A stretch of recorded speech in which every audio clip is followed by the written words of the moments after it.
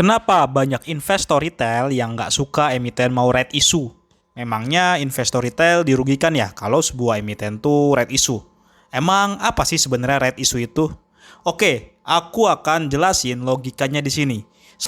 Sebelum itu jangan lupa ajak kerabat, pacar, istri, mantan, keluarga, sampai musuh untuk subscribe channel YouTube Mikir Duit ya. Sebelum bahas detail kenapa investor retail nggak suka pas tahu emiten mau red issue jumbo, aku akan jelasin sebenarnya apa sih itu red issue. Oke, right issue ini adalah penerbitan saham baru yang memberikan hak kepada pemegang saham saat ini untuk beli saham barunya di harga yang sudah ditentukan. Ibaratnya nih, right issue salah satu instrumen atau alat emiten bisa dapat modal lagi setelah kemarin IPO. Ingat, tujuan pasar modal itu bukan bikin investor retail jadi kaya raya dan cuan luber-luber, tapi memberikan alternatif pendanaan bagi perusahaan dengan melepas sahamnya ke publik sampai nerbitin obligasi. Soalnya kalau cuma ngandelin pendanaan dari perbankan ya susah juga ya. Aturan bank tuh rigid banget. Seperti ada aturan BMPK atau batas maksimum pemberian kredit. Untuk itu pasar modal jadi salah satu alternatif pendanaan bagi perusahaan gitu. Publik atau kita masyarakat biasa akan dikasih imbalan jika ikut memberikan dana ke para perusahaan tersebut. Apa imbalannya? Kalau di saham ya investor berpotensi dapat kenaikan harga saham dan dividen. Kalau di obligasi kita bisa dapat kupon atau kenaikan harga jika jual di pasar sekunder. Namun tetap ada resikonya. Seperti bank kalau kasih kredit ke perusahaan juga ada resiko gagal bayar. Kalau kita investor risikonya ya rugi. Harga saham turun terus dan gak pernah bagi dividen lagi. Kalau obligasi korporasi ya bisa gagal bayar juga sama kayak kredit bank. Namun aksi red issue bisa jadi game changer juga untuk kinerja bisnis sebuah emiten. Soalnya dia dapat modal bisa ekspansi, bisnisnya bertumbuh, kinerja keuangannya top tier, harga saham pun naik, terus bagi dividen. Enak kan? Cuman ya itu adalah gambaran enaknya. Tapi kalau gitu kenapa banyak investor retail yang kesel kalau ada emiten red issue jumbo dan buat bayar utang lagi? Jadi, secara teori itu, aksi red issue itu dinilai memiliki resiko ke pemegang sahamnya, yakni dilusi. Apaan tuh dilusi? Teorinya sih adanya penurunan persentase kepemilikan saham aja, karena kan ada saham baru masuk terus kita nggak eksekusi, ya porsi kita berkurang gitu. Ya kita sebagai retail juga nggak peduli juga ya, kita nggak menginginkan punya hak suara banyak gitu kan. Tapi nggak cuman itu efeknya, ada satu lagi efek yang merugikan bagi investor termasuk yang retail, yakni perubahan harga saham ke harga teoritis. Apaan tuh harga teoritis? Jadi harga teoritis itu adalah perubahan harga saham akibat penyesuaian tambahan saham baru dengan harga pelaksanaan red issue yang sudah ditentukan. Ibaratnya nih, ada saham harganya 1.000 per lembar saham. Terus jumlah lembar sahamnya ada 10 juta lembar. Saham ini right issue 5 juta lembar di harga Rp500. Berarti harga teoritisnya adalah sekitar Rp833 per lembar saham. Jadi nantinya ketika saham right issue diterbitkan dan didistribusikan, harga sahamnya yang tadinya Rp1.000 per saham langsung jadi ke Rp833 per saham karena ada penyesuaian jumlah lembar saham tadi dengan harga yang sudah ditentukan.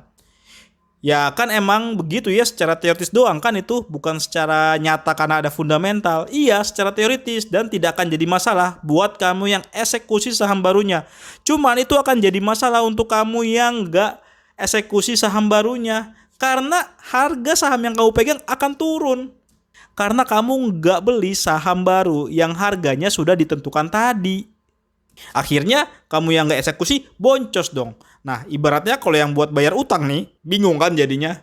Mau ngeluarin modal buat bayar utang dia nggak ikhlas. Tapi kalau nggak masukin modal gua rugi. Nah itu jadi kesel orang. Tapi kenapa pas BBRI waktu itu kok ada Sujumbo kok pada biasa aja dan malah pada nyerok di bawah ya.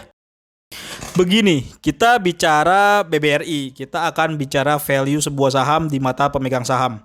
Value ini bukan sekedar valuasi, tapi confidence-nya investor dengan sebuah saham. BBRI boleh red issue jumbo gede banget sampai 90-an triliun rupiah. Tapi hebohnya ya nggak gimana-gimana, malah banyak yang nungguin di bawah waktu itu. Kenapa begitu? Pertama, BRI ini adalah saham bank dari Big Caps yang punya bobot besar ke IHSG, fundamentalnya oke. Kedua, aksi red issue ini dilakukan karena pemerintah mau kasih saham Pegadaian dan juga PNM ke BBRI yang ditunjuk sebagai holding BUMN Ultra Mikro. Size perseroan makin gede dong. Bedanya BRI dengan saham-saham yang red issue jumbo untuk bayar utang adalah fundamental yang bayar utang ini nggak bagus. Kenapa? Karena dia pun butuh modal dari pemegang sahamnya untuk bayar utang karena kinerja bisnisnya nggak cukup untuk bayar utang. Lalu harga sahamnya juga suram, jadi banyak investor retail nyangkut. Situasinya pun jadi begini, mana investor nyangkut, nggak pernah bagi dividen, minta nambah modal lagi, kan kesel juga kita gitu. Nah, padahal kan kita beli red issue juga pakai uang ya, gitu. Nah, minimal gorengin lah harga sahamnya biar nanti investor retail bisa caw dan bahagia gitu. Jadi di sini aku buat hitung-hitungan menarik tentang salah satu saham yang red issue rutin banget, bisa setahun sekali, bahkan ada yang 2 kali. Jadi aku ambil contoh salah satu saham yang sering red issue. Aku sensor aja ya namanya karena nggak enak juga. Jadi ini saham nih melakukan red issue sebanyak 4 kali dari periode 2020 sampai 2023. Plus ada nih dia baru ngajuin red issue baru di tahun ini gitu. Nah, di sini aku simulasiin ya, kita beli saham tersebut di Mei 2020 di harga 182 per saham gitu, oke?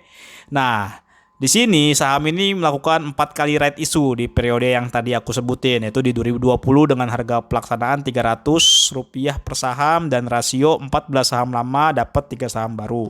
Lalu di 2021 dengan harga 300 per saham dan rasio 8 saham lama dapat 1 saham baru. Lalu di 2021 yang kedua kalinya dia right issue dengan harga Rp1.300 per saham dan rasio 39 saham lama dapat 9 saham baru. Di 2022 right issue lagi dengan harga pelaksanaan Rp650 per saham dan rasio 18 saham lama dapat 5 saham baru. Hasilnya, jika kita beli 1000 lembar saham di Mei 2020 di harga 182 per saham, berarti ngeluarin modal 182.000 dan kita nggak top up selain eksekusi red issue-nya, maka harga rata-rata saat ini 18 Oktober 2023 itu adalah 467 per saham.